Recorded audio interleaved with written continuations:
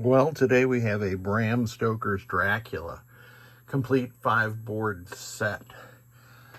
And some of the work had already been done on these boards to bulletproof them. So I don't replace good parts with good parts, so I let all that go. The work was done very nicely, or I might have changed my mind. But on the DMD controller board, I replaced this 100 microfarad cap. Sometimes those things can drag down the 5 volts and cause resets, so for installing a 50-cent part, it's worth it. I also replaced all the 47K resistors that you see there. I think, and I can't prove this, but I think the failure of 2 of those 4 resistors cascades into eventual failure of the rest of the high voltage section. So I do that preemptively. When a board comes in, even if it's working, I replace the OEM 47K resistors with some new ones. The soundboard got the standard cap treatment, 100 microfarad there. There's 4, 5 blue 47 microfarads. There's 2 more 47 microfarads. There's a 22 right there, and that big fat tantalum down there is a 10 microfarad. Those 2 are sometimes indicted in causing the amp to be overdriven and start cutting out. Replace these 2 big 4700 microfarad power input filter caps. Driver board, just got the 5-volt cap replaced. Interesting, Bram Stoker's Dracula uses 4 of the 8 drive circuits on this board to drive up-down post diverter, right gate, disc castle release post, and the left ball gate actuator. So if I power this game on with all of my flipper circuits connected, which you can see I've disconnected the 2 center ones, which would be the upper left and upper right flippers on some games, then those 2 flippers will actuate, turn on. There's nothing can happen because I have end of stroke switches wired in there, but still it's unnerving. So actually I don't have end of stroke switches wired in there because WPC doesn't give a hoot about end of stroke switches and in any way other than to detect a hard ball hit on a flipper. The Fliptronics board will fire the power stroke and then fire the hold stroke and release the power stroke after a certain number of milliseconds, irrespective of whether or not there's an end of stroke switch present. All right, got that cleaned up. MPU board, again, somebody had done some of the work and they'd already replaced this cap. They'd already installed an NVRAM. I replaced the power input header and I put a lower voltage watchdog or voltage watchdog reset generator here also. So that's good to go. The driver board had a bunch of work done to it in that this C4 was replaced. I replaced C2. C5 and 11 had been replaced, but C11 had been destroyed, probably by connecting a connector that normally goes here, J106, can be, because it's keyed the same, connected down here, and that crosses 70 volts with the 20 volt circuit and results in the destruction of C11. So I've replaced C11 and C5. I added a blocking diode to the bottom of this big sand resistor, and this, in the event that the connectors are cross-connected again, that blocking diode will prevent C11 from being destroyed. I've seen that a couple times. I put that diode on there. Sometimes I do. Most times I do, I guess. Sometimes I don't. Why is this capacitor bent over like this? It's so that the users can tell that it's been replaced and that there is no corrosion under there.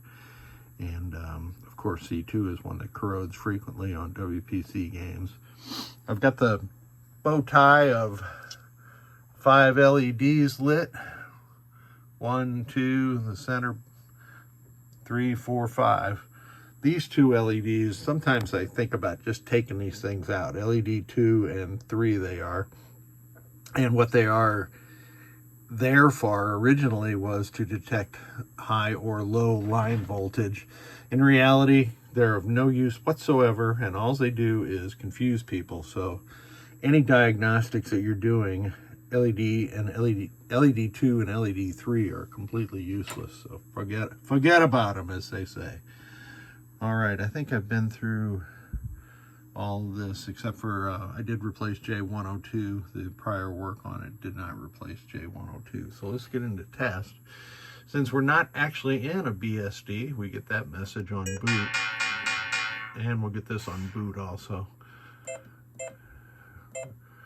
Some of the optos are declared inoperative. A lot of errors here simply because we're not in a BSD game. So let's get to the actual testing. Switch test going across the diagonal, and there are 64 switches. We can test the end of stroke switches, and those are operating correctly. Those last two did something different because there is no end of stroke switch associated with this circuit on BSD, since some of these circuits have been repurposed. We can test the flipper switch input switches, and we see a flipper actuate, and those are actuating like that because, again, the way that BSD is wired. But we know that the Fliptronics board is doing its job now in fielding those switches and actuating the flippers. So these are the coin door switches. Get out of that. Looks good. Solenoid test. And we'll make it go.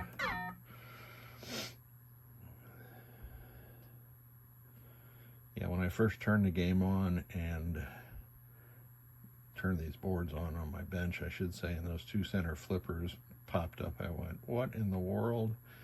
And then I remembered that BSD only has two flippers. That extended duration LED is the missed multi-ball magnet motor going across the field. So all our solenoids are working correctly. Let's see, let's do GI. Oh, interesting story here. When I first did this, the GI didn't work. Usually that's because a trace on the back of the power driver board has been severed as it goes across the board from BR2 to a couple of vias, which I can't see right now. Anyway, they end up over here with these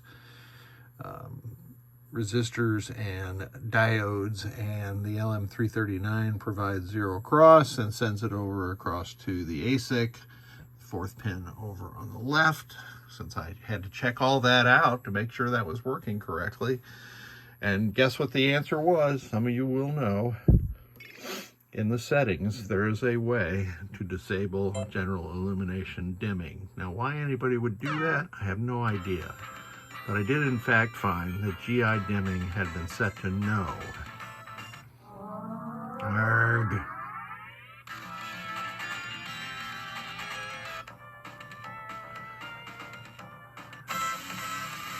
Now this is a pre-DCS soundboard. Replacing all those caps that I replaced will make a pre-DCS soundboard sound as good as it possibly can. No life in this body. Our love is stronger than death. Behave yourself. Still, those voices are just a bit raspy, I guess I'd say. Let's test the lamps and the flashers at the same time, and there's nothing you can do about that except add a pin sound board. But I'm not a fan of, well, pin sound's a great board. I'm not a fan of having them in my game because I get used to the raspiness, and if you do it in a game like Whitewater, which could really benefit from reorchestration, it just changes the sound of the game, and I don't necessarily like that. So we are good to go. All 5 of these boards have been checked out, and they are ready to go back into the Bram Stoker's Dracula. Thank you so much, and everybody have a great week.